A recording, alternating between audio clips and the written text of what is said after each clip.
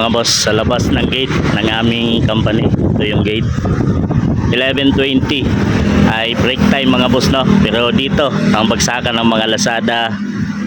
Yan, Lazada, Shopee, at yung TikTok orders mga boss. Ito yung mga sakyan nila.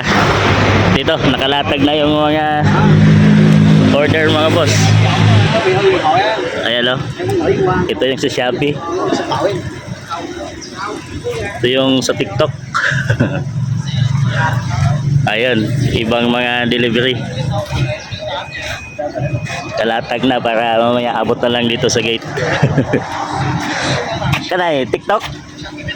Shopee. Shopee. TikTok. Ito TikTok.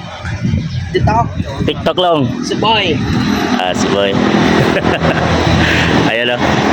Yung mga delivery mga boss. Ayan, delivery. Lazada. Lazada. Lazada. Lazada. Sa akin order mga boss, Lazada. Ayan, oh. Lazada. At saka gaya dyan, mag 11:20 na, papasok, palabas na yung mga workers at dito nila iabot. Tatawagin nila mga boss sa gate. Ayan, labasan na mga boss. Ayan, kita mo. At yan, iabot na lang nila, sabay abot ng bayad. Kasi bawal silang lumabas yung mga workers. So yan, tingnan natin kung paano.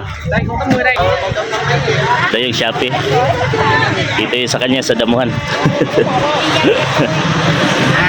Ayan mga boss. Ayan, yun, nagis.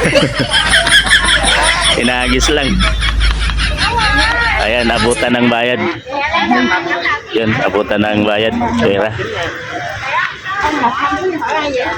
Yun mga boss. Ayun, no, pera, abutan. Abutan ng mga order. Sinasabi lang ng worker yung phone number na tumatawag. At dito, hahanapin nila yung mga delivery. Ayun, no. Sabay hagis. Hagis sa taas. Ayun. Saluin daw sa loob.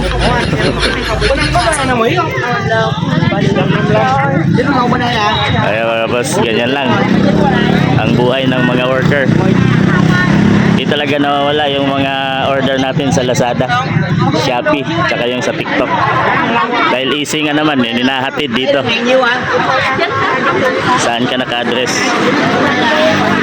Yan, mas marami yan mga boss mamaya. Sunod-sunod na yan mga workers. Ayan. Mayroong lumabas. Mayroong ibang workers na lumabas talaga. Ayun, ganyan. Ayun, abot. Bayad.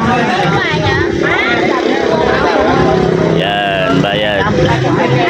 Tapos babalik na sila doon sa trabaho. Yan, naglaga na yung mga pera.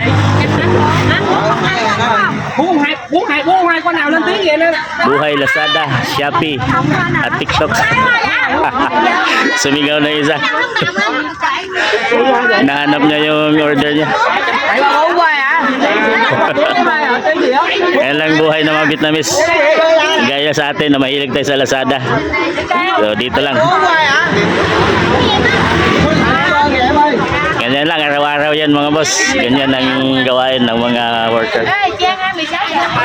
Yun, oh. Abot. Pagkakuha ang order, abot.